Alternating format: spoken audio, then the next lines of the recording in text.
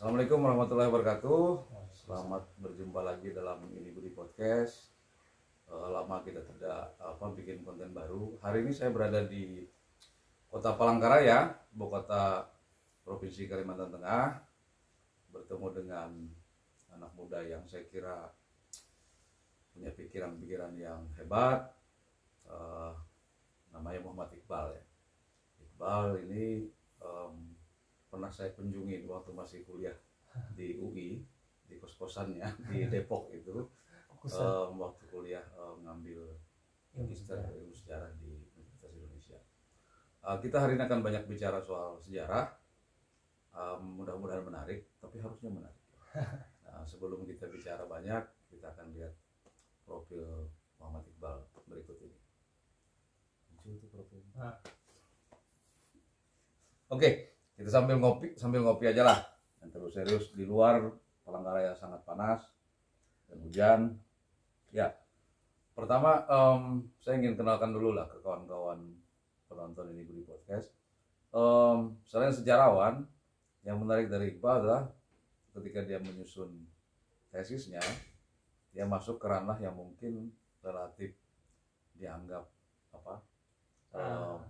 debatable, kontroversi tanda kutip, terutama karena menyangkut sosok-sosok yang sampai hari ini masih menjadi pembicaraan publik nggak selesai-selesai, tentang Pak Ibnu Hajar, Pak Hasan Basri dan lain-lain. Nah, kita mau gali cerita tentang itulah ya. Oke, Bang bisa jelaskan isi tesisnya apa sih? Makasih Bang. Saya dulu 2014 selesai di magister ilmu sejarah di UI. Itu saya menulis tesis tentang Ibnu Hajar dan Kesatuan Rakyat yang Tertindas, KRYT di dalam penulisan sejarah Indonesia ya. Jadi saya ingin menulis ulang dan melihat sudut pandang yang berbeda dari ada karya dulu tulisan oleh sejarah Belanda, Kees van Dijk gitu ya. Dia menulis tentang Darul Islam secara umum, dan ada satu bab dia menceritakan tentang Ibnu Hajar, tapi setelah itu hampir tidak ada yang menulis tentang Ibnu Hajar, menulis tanda kutip secara serius dan secara historiografis. Nah, saya merasa bahwa Ibnu Hajar itu perlu tetap harus ditulis dan melihat dari sudut pandang yang tidak hanya dominan versi negara, gitu, versi atas gitu. Jadi saya ingin melihat juga suara atau pandangan masyarakat Kalimantan Selatan dalam hal ini dengan pendekatan sejarah lisan dan tradisi lisan, juga dikomunikasikan dengan sumber-sumber koran-koran di masa itu tentang Ibnu Hajar itu seperti apa sih gitu ya. Sosoknya itu loh. Jadi saya ingin melampaui diskusi soal apakah dia pahlawan, dan mungkin secara versi negara hampir dipastikan tidak mungkin jadi pahlawan, dan juga bukan sekadar pemberontak atau pembangkang. Jadi diskusinya harus netral ya setelah era reformasi ini. Jadi sebenarnya dia bukan cuman dia orang aktor yang berkaitan dengan jejaring penting, tokoh-tokoh penting dalam perjuangan di Indonesia, di Kalimantan Selatan, dan ini juga berkaitan dengan bagaimana perjuangan masyarakat Kalimantan Selatan di dalam revolusi Indonesia dan kehidupannya bagaimana. Dinamikanya berbeda dengan sekarang gitu. Orang ini sebenarnya apa? Sosoknya seperti apa? Karena biasa kan orang pergi itu mitos, legenda dan lain-lain. Saya kira di kawan-kawan Hulu Sungai pasti tahu lah mitos-mitos Ibnu Hajar. Orangnya sendiri seperti apa dari yang Iqbal cari bahan-bahan? Penulisan sejarah Indonesia itu umumnya masih menggunakan kacamata modern atau dengan sebenarnya mitos juga soal narasi yang ada berkaitan dengan sumber resmi, dokumen dan sebagainya. Hampir sulit dipastikan untuk menulis sejarah secara objektif dengan kacamata ini dengan melihat versi negara ya. Karena hubungan kekuasaan dengan pengetahuan itu terkait gitu ya. Artinya sulit menulis sejarah objektif itu sulit. Nah, artinya bahwa kemudian kalau kita menafikan konsep pemahaman masyarakat Dayak, Banjar juga tentang mitos, tentang leluhur, legenda itu hampir dipastikan tidak bisa menulis dengan baik. Dalam arti kita tidak bisa menulis dengan jujur. bahwa mitos itu berkaitan kehidupan kita, itu di masyarakat Kalimantan Selatan saya lihat sampai hari ini itu juga berkaitan. Mobil boleh Alphard, tapi mungkin dia masih percaya dengan tradisi kenduren, buaya putih dan sebagainya. Itu bagian dari sesuatu yang kita hidup sampai hari ini. Nah, Ibnu Hajar sendiri tentu saja masyarakat banyak memori tentang kenangan beliau yang juga cuma Ibnu Hajar. Jadi misalnya beliau tuh jagal, sosok Jawa seperti apa, terus bisa menghilang, yang mungkin konsep-konsep ini sudah lazim nggak cuma di Kalimantan, Bang. Jadi lazim di seluruh Indonesia. Nah, masalahnya adalah kemudian kenapa orang atau masyarakat sebagian masyarakat Kalimantan Selatan khususnya di Hulu Sungai masih percaya Ibnu Hajar itu masih hidup, atau dalam konsep bubuhan Baring Sanau itu wafat, pindah ke alam sebelah, moksa kalau di dalam tradisi Jawa itu. Problemnya adalah dalam kehidupan Ibnu Hajar di masa akhirnya dia secara tidak langsung dikondisikan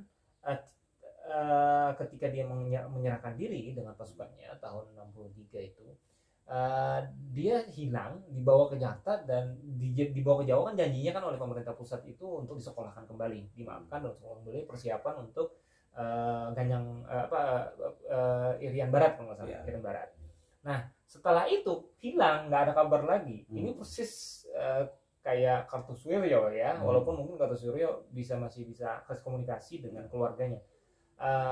Sepengetahuan saya, mungkin saya keliru, saya wawancara dengan keluarga Ibnu Hajar di Ambutun itu, keluarganya yang tidak ada yang tahu kalau keluarga Kartosuwiryo kan diundang pada proses sebelum eksekusi.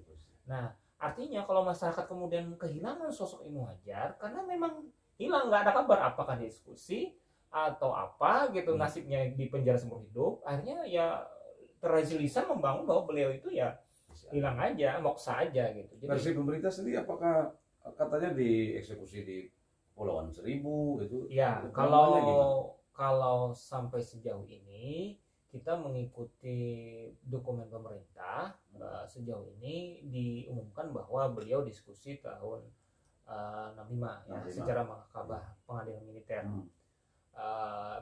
Berbarengan sebenarnya Bang dengan Kartosuwiryo ya. Tapi saya tidak tahu apakah kemudian Kartosuwiryo dulu dieksekusi atau apa. Tapi dari saya tidak pernah langsung datang ke Pulau Seribu, jadi saya mengakui. Tapi ada sejarawan Kalimantan Barat baru-baru ini dia mempublikasikan artikel dan dia menegaskan dan dia memoto gitu, yang diduga masyarakat di Onrus, Pulau Onrus di Pulau Seribu itu makam Ibnu Hajar. Jadi bisa dipastikan bahwa kalau kita mengikuti pandangannya sejarawan Kalbar ini, bahwa Ibnu Hajar dieksekusi dan kemudian dimakamkan di Pulau Onrus di salah satu kepulauan Seribu. Nah, ini bisa diafirmasi karena sekian tahun yang lalu salah satu politikus Indonesia, Fadlizon, kan membeli dan mendokumentasikan foto-foto eksekusinya Kartosuwiryo. Nah, kebetulan saya sempat dapat dokumen, dalam tanda petik dokumen itu sebenarnya belum dibuka gitu. Kesulitan saya di Arsip Nasional tuh tidak banyak dibuka tentang Ibnu Hajar ya. Jadi data-data intelijen itu, militer itu. Jadi di situ dijelaskan bahwa Kartosuwiryo dieksekusi ya di salah satu pulau di sana. Nah, kalau melihat sejauh ini, kesimpulan sementara saya mengikuti sejarawan Kalimantan Barat itu memang beliau dieksekusi dan terus. Berarti di lokasi yang sama dengan Kartosuwiryo? Pulaunya saya tidak spesifik ya, saya tahu apakah betul gitu. Ada kan ada dua versi kemarin Kartosuwiryo itu di Pulau Ubi atau di Pulau Onrus, tapi yang Pulau Seribu Bang, secara pengadilan militer. Mungkin kawan-kawan yang lebih muda harus tahu, sosok Ibnu Hajar ini hadir dalam penggalan sejarah nasional dan lokal itu di bagian mana sebenarnya? Kalau mungkin generasi kita ada revolusi fisik, ada apa, mungkin bisa jelaskan ke anak-anak yang lebih muda. Ibnu Hajar ini sendiri sebenarnya kan buta huruf. Ya, mungkin masyarakat petani lah, masyarakat petani Hulu Sungai yang religius ya, dan jagau ya, dan aku petik, apalagi di Ambutun itu terkenal sekali kata orang tua saya. Jadi jagau, terus kemudian sempat kalau nggak salah pangkat terakhir beliau Letnan 2 di alat divisi 4 itu. Nah, menarik karena dari penggalian sejarah yang saya lihat, mungkin bisa ada beberapa aspek Bang. Yang pertama, dalam tradisi budaya masyarakat petani itu disebut dengan konsep milenarisme atau gerakan Ratu Adil. Jadi sebenarnya tidak bayangannya Ibnu Hajar tidak ada mau mendirikan Darul Islam tuh nggak ada. Terlalu hebat ya. Iya itu terlalu jauh. Terlalu jauh pandangannya. Nah ini semangat bahwa simbol masyarakat di masa itu simbol bahwa kepemimpinan dan sebagainya yang konsep masyarakat petani lah ya, ada mitos dan sebagainya.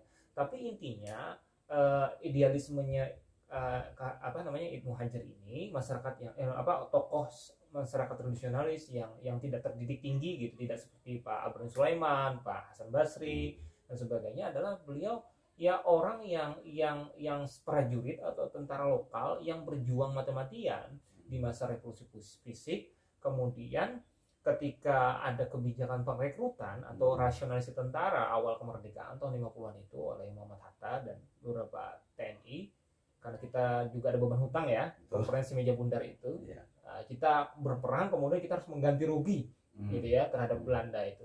Jadi kondisi negara baru itu membuat tidak mungkin negara Indonesia ini yang baru merdeka ini merekrut semua tentara, semua prajurit, semua pejuang. Nah Ibnu Hajar waktu seleksi itu dengan teman-temannya, secara ringkasnya dites dan diuji oleh mantan musuh-musuh mereka gitu, walaupun orang Indonesia yang dikenil gitu, nikah gitu, dan di situlah. Nah sebenarnya Ibnu Hajar kalau bahasanya pragmatis, beliau ini bisa aja gabung gitu, dapat jabatan gitu. Tapi kan Ibnu Hajar kan tidak seperti itu. Kalau bahasa para narasumber saya di kandangan gua tuh, Ibnu Hajar tuh kalau merah-merah, putih-putih gitu loh. Pendiriannya jelas. Ideologis banget. Beliau mempertahankan bahwa lah kita kan merdeka, kita berjuang. Tapi terus kenapa ini banyak yang orang-orang jadi saya kira pejuang-pejuang pun tidak mau ngambil veteran sebenarnya Bang. Para mereka tuh buat apa gitu. Tapi karena masa ini problem rumit di masa revolusi ya. Jadi itu problem yang dipikirkan oleh Ibnu Hajar. Jadi problemnya kemudian setelah itu, tentu pemaknaan kemerdekaan itu tidak semudah kayak era Twitter sekarang Bang. Kacau balau di masa itu 50-an 60-an, orang harus mengungsi, sawah terbengkalai dan sebagainya. Kalau kita maknai hari ini revolusi itu memakan anak-anaknya karena ya. Ini oportunis, ini pengkhianat, ini nggak bisa Bang. Jadi hubungan pusat dengan daerah itu punya dinamika sendiri, bisa berubah-berubah. Ibnu Hajar itu pahlawan atau pengkhianat, gimana cara menjelaskan? Dia tidak hanya dikatakan salah dan baik gitu, benar dan salah, tapi ada faktor yang membuat dia